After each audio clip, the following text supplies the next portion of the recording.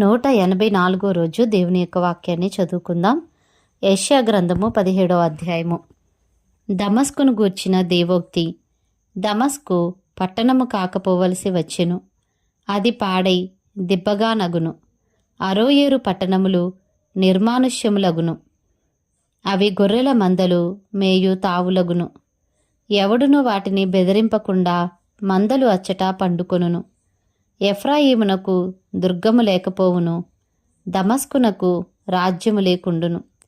ఇశ్రాయేలీల ప్రభావమునకు జరిగినట్లు సిరియాలో నుండి శేషించిన వారికి జరుగును. సైన్యములకు అధిపతి యెహోవా ఈ మాట సెలవిచ్చుచున్నాడు. ఆ దినమున యాకోబు యొక్క ప్రభావము క్షీణించిపోవును, వాని క్రొవ్విన శరీరము కృశించిపోవును. చేను కోయువాడు దంట్లు పట్టుకొనగా వాని చెయ్యి వెన్నులను కోయినట్లుండును. రెఫాయీము లోయలో ఒకడు పరిగి వేరునట్లుండును. అయినను ఒలీవ చెట్లు దులుపగా పైకొమ్మ చివరను 2-3 పండ్లు మిగిలియుండునట్లు, ఫలభరితమైన చెట్టున వాళ్ళు కొమ్మలయందు 3-4 పండ్లు మిగిలియుండునట్లు దానిలో పరిగె పండ్లుండునని ఇశ్రాయేలీల దేవుడైన యెహోవా సెలవిచ్చుచున్నాడు. ఆ దినమున వారు తమ చేతులు చేసిన బలిపీఠముల తట్టు చూడరు. దేవతా స్తంభమునైనను సూర్యదేవతా ప్రతిమలనైనను తమ చేతులు చేసిన దేనినైనను లక్ష్యము చేయరు. మానవులు తమ్మును సృష్టించిన వానివైపు చూతురు. వారి కన్నులు ఇశ్రాయేలు యొక్క పరిశుద్ధ దేవుని లక్ష్యపెట్టును. ఆ దినమున ఎఫ్రాయిమీయుల బలమైన పట్టణములు ఇశ్రాయేలీల భయము చేత అడవిలోను కొండ శిఖరము మీదను జనులు విడిపోయిన స్థలముల వలె నగును. ఆ దేశము పాడగును. ఏలైనగా నీవు నీ రక్షణకర్తయగు దేవుని మరచిపోతివి, నీ ఆశ్రయదుర్గమైన నీ శైలమును జ్ఞాపకము చేసుకొనలేదు. అందుచేత నీవు రమ్యమైన వనములను నాటుచూ వచ్చితివి, వాటిలో అన్యమైన ద్రాక్షవల్లులను నాటితివి. నీవు నాటిన దినమున దాని చుట్టూ కంచె వేసితివి. ప్రొద్దుననే నీవు వేసిన విత్తనములను పుష్పింపజేసితివి. గొప్ప గాయములను మిక్కుటమైన బాధయు కలుగు దినమున పంట కుప్పలుగా కూర్చబడును. ఓహో, బహుజనములు సముద్రముల ఆర్భాటము వలె ఆర్భటించును. జనములు ప్రవాహ జలముల ఘోషవలె ఘోషించును. జనములు విస్తార జలముల ఘోషవలె ఘోషించును. ఆయన వారిని బెదిరించును, వారు దూరముగా పారిపోవుదురు. కొండమీది పొట్టు గాలికి ఎగిరిపోవునట్లు, తుఫాను ఎదుట గిరగిర తిరుగు కసవు ఎగిరిపోవునట్లు వారును తరుమబడుదురు. సాయంకాలమున తల్లడిల్లుదురు, ఉదయము కాకమునుపు లేకపోవుదురు. ఇదే మమ్మును దోచుకుని వారి భాగము, మా సొమ్ము దొంగిలి వారికి పట్టుగతి ఇదే. యెషయా గ్రంథము 18వ అధ్యాయము. ఓహో, కూషు నదుల అవతల తటతటా కొట్టుకొనుచున్న రెక్కలు గల దేశమా, అది సముద్ర మార్గముగా జలముల మీద జమ్ము పడవలలో రాయబారులను పంపుచున్నది. వేగిరపడు దూతలారా, ఎత్తైన వారును నునుపైన చర్మము గలవారునగు జనమునొద్దకు, దూరములోనున్న భీకర జనమునొద్దకు పోవుడి. నదులు పారుచున్న దేశము గలవారును దౌష్టికులై జనములను త్రొక్కుచుండువారునగు జనమునొద్దకును పోవుడి. పర్వతముల మీద ఒకడు ధ్వజమెత్తునప్పుడు లోక నివాసులైన మీరు భూమి మీద కాపురముండు మీరు చూడుడి. బాకా ఊదునప్పుడు ఆలకించుడి. యెహోవా నాకీలాగు సెలవిచ్చియున్నాడు. ఎండకాయుచుండగాను వేసవి కోతకాలమున మేఘములు మంచు కురియుచుండగాను నేను నిమ్మళించి నా నివాస స్థలమున కనిపెట్టుచుందును. కోతకాలము రాకమునుపు పువ్వు వాడిపోయిన తరువాత ద్రాక్షకాయ ఫలమగుచుండగా ఆయన పోటకత్తుల చేత ద్రాక్ష తీగలను నరికి వ్యాపించు లతాంతులను కోసివేయును. అవి కొండలలోని క్రూరపక్షులకును భూమి మీదనున్న మృగములకును విడువబడును. వేసవి కాలమున క్రూరపక్షులను, శీతకాలమున భూమి మీదనున్న మృగములను వాటిని తినును. ఆ కాలమున ఎత్తైన వారును నునుపైన చర్మము గలవారును దూరంలోనున్న భీకరమైన వారును నదులపారు దేశము గలవారునయ్యున్న దౌష్టికులగు ఆ జనులు సైన్యములకు అధిపతియగు యెహోవాకు అర్పణముగా ఆయన నామమునకు నివాస స్థలముగా నుండు సియోను పర్వతమునకు తేబడుదురు. యెషయా గ్రంథము 19వ అధ్యాయము.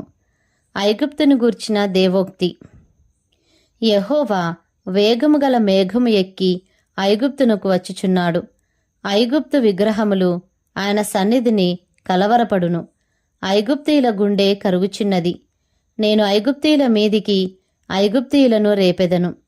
సహోదరుల మీదికి సహోదరులు, పొరుగువారి మీదికి పొరుగువారు లేచుదురు. పట్టణముతో పట్టణము యుద్ధము చేయును, రాజ్యముతో రాజ్యము యుద్ధము చేయును. ఐగుప్తీయుల యొక్క శౌర్యము నశించును, వారి ఆలోచన శక్తిని నేను మాన్పివేసెదను. కావున వారు విగ్రహముల యొద్దకును గొనుగువారి యొద్దకును కర్ణపిశాచి గల వారి యొద్దకును సోదెగాండ్ర యొద్దకును విచారింప వెళ్ళుదురు. నేను ఐగుప్తీయులను క్రూరమైన అధికారికి అప్పగించెదను, బలాత్కారుడైన రాజు వారి నేలును అని ప్రభువును సైన్యములకు అధిపతియునగు యెహోవా సెలవిచ్చుచున్నాడు. సముద్ర జలములు ఇంకిపోవును, నదియును ఎండి పొడినేలయగును, ఏటి పాయలును కంపుకొట్టును. ఐగుప్తు కాలువలు ఇంకి ఎండిపోవును, రెల్లును తుంగలును వాడిపోవును. నైలు నదీ ప్రాంతమున దాని తీరముననున్న బీడులును దాని యొద్ద విత్తబడిన పైరంతయు ఎండి కొట్టుకొనిపోయి కనబడకపోవును. జాలరులను దుఃఖించెదరు. నైలు నదిలో గాలములు వేయి వారందరూ ప్రలాపించెదరు. జలముల మీద వలలు వేయువారు కృశించిపోవుదురు. దువ్వెనతో దువ్వబడు జనుపనార పని చేయువారును తెల్లని బట్టలు నేయువారును సిగ్గుపడుదురు. రాజ్యస్తంభములు పడగొట్టబడును. కూలి పని చేయువారందరూ మనోవ్యాధి పొందుదురు. ఫరో యొక్క జ్ఞానులైన ఆలోచనకర్తలు, సోయను అధిపతులు కేవలము అవివేకులైరి. ఆలోచన శక్తి పశుప్రాయమాయను. నేను జ్ఞాని కుమారుడను, పూర్వపు రాజుల కుమారుడనని ఫరోతో మీరెట్లు చెప్పుదురు? నీ జ్ఞానులు ఏమైరి? సైన్యములకు అధిపతియగు యెహోవా ఐగుప్తును గూర్చి నిర్ణయించిన దానిని వారు గ్రహించి నీతో చెప్పవలను గదా. సోయను అధిపతులు అవివేకులైరి, నోపు అధిపతులు మోసపోయిరి.